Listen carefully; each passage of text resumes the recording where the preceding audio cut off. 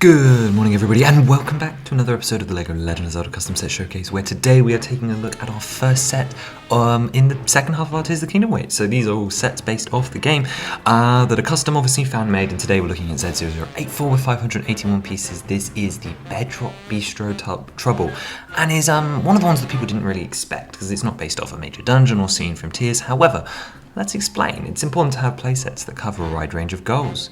So as mentioned, this is Z0084, the Bedrock Bistro Trouble, based off the Goron area and regional phenomena from Tears of the Kingdom. And while this does not include our secret stone or is based off the Marbled Goma area of the dungeon, it is still particularly interesting to me.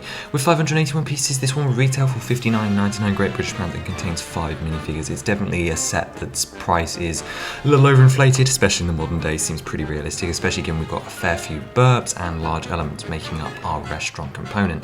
Let's have a quick read of a description before we open up our box and take a look at all the fun features I have packed in here between minecarts, figures, and of course all kinds of dollhouse play. So, scour the caves of Hyrule for gems in the latest LEGO Legend of Zelda playset. Help the Gorons stalk the rock roasts by taking the minecart tracks into the fiery caves, but beware the Horriblins crawling on the ceiling and knock them down to escape with the rock roast. Combine with Z0081 for a shooting gallery play experience, before assisting Addison with his mission to hold up the signs and taking a rest at Cook's famous Bedrock Bistro and cook up meals for fellow travellers before your next adventure. So this is definitely a rest stop along our way in our journey and is mostly supposed to invite and expand your world of Tears of the Kingdom. But let's open up that box and take a look at what we have inside. 2 manuals again and 5 numbered bags. Inside that first manual, this one builds the restaurant, the actual bistro. You can see that bag 1 gives us our climber link. This is a figure that hasn't been seen since Wave 2, remaking its debut so that a new generation of fans can collect him over 7 waves later. And starts the build, of course, and then bag 2 finishes off this section, builds the outdoor table and gives us Cook, the chef of the Gorons. In our second bag, this is all about the caves, the ugliest build in the CSS for sure. You actually open bags 3 and 4 at the same time here. This was something that's being introduced in more and more sets.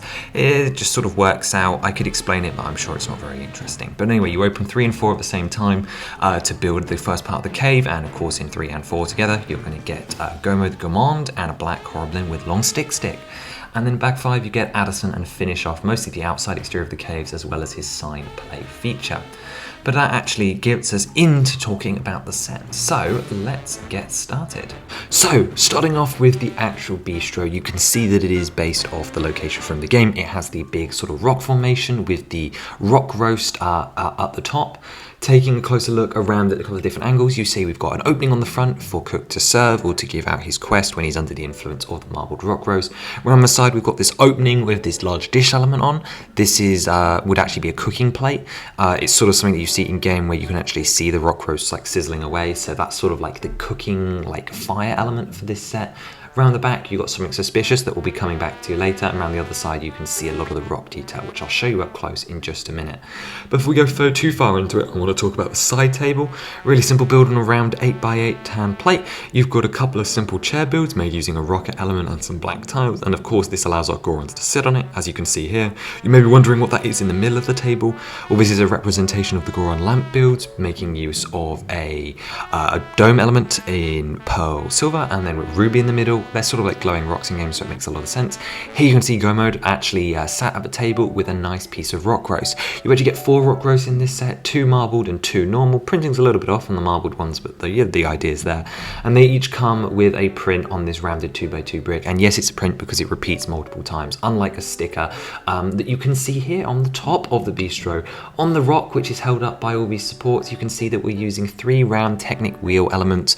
These were featured in sets like Jestro's Lava Machine, and most interesting to me, and where I got this inspiration from, on the Friends 2020 set, which was a baking show. And on that show they used a variety of stickers, of which these are around them, to add detail to the wheel, and I thought it was a nice round element to recreate the lava crack zone of the big rock roast that appears in game. This is held up using a Technic support system. However, you've got some beams here that are sort of pseudo, like pretending to hold it up, and then you've got this lava flow that cascades all the way down over the model. This is made up using a variety of coast slopes, making a use of a lot of newer parts that have come out in the last couple of years. The colour scheme here was interesting. The rocks on Death Mountain definitely a darkish orange medium nougat colour, which is very similar to the colour palette of Geonosis, which for those of you who don't know is a Star Wars MOC that people generally, or at least up until recently, have really struggled to make because of the limitations that this colour progresses. Therefore, we've got our darker lava flows in the curvier pieces sort of piling up in a dark bluish grey all the way from the top down. You've got a little bit of an awning above the door, and of course you can see Cook inside, which makes a lot of sense. Around the back of the build though, to get easier access, there's a removable wall section, and when you take that back you can see that on the other side is a shelf full of ingredients. We've got a diamond, I'm sure those are involved in rock roast making somehow, 2 jars of Goron spice, and a Zonite charge here as well. Same print from Lookout Landing that appeared with Robbie. Just some small details, and on the inside you can see that there's not much going on. There's a cleaver hanging from the wall, and you'd have space to place a minifigure who could be holding a rock roast or a Zonite charge if you're recreating that quest and other aspects like that. But really this is mostly about the play loop of being able to be sort of in control of your own restaurant and having fun with that kind of thing. Let's move over to the second half now. This is the cave where most of the parts go, well, just over half of them.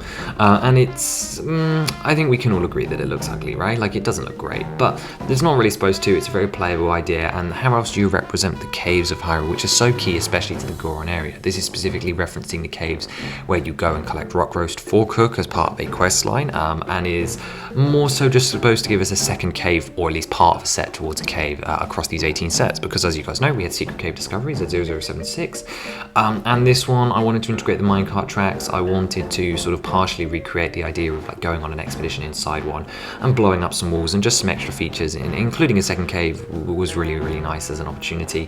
First things first, on the outside we've actually got this little mining station. You've got some seats and then the Goron patternings on the roof. These were actually really hard to do, but you know, whatever. They look good in the end result. And then of course you can board your minecart here. You've actually got a crate for the pickaxes that you take into the cave here, so that Link can take one with him on his adventure. And you've got a couple of bits of dying vegetation in this arid climate. Now before you can go into the mine, you actually have to go past the little barrier, which can be raised up by flicking on it, just a small extra play feature to make things more interesting. And then the minecart, which is the Lego roller coaster track system, can proceed into the mine. This is one of a couple of sets now which have had minecarts in the CSS, so it's kind of cool that I get to use these parts.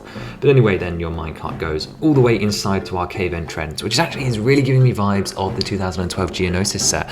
I told you Geonosis was going to be relevant. Well, I think it was the Count Dooku Jewel. It's something about it looks really classic, which I quite like, and it was not an inspiration, but something that I took solace in knowing reminded me of when I sort of was trying to work out if I was on the right track, because this set was actually pretty hard to design, just because of how, well, boring this cave looks. On the outside, it's mostly big ugly rock pieces. This is to save on parts budget, something that LEGO's done in the past with sets like the City Volcano lineup from 2016. You got a small little bit of detail, including a bomb flower and a little bit of more vegetation down here. And up on the top, got a couple of dried bushes as well as the Addison feature. We'll come back to that.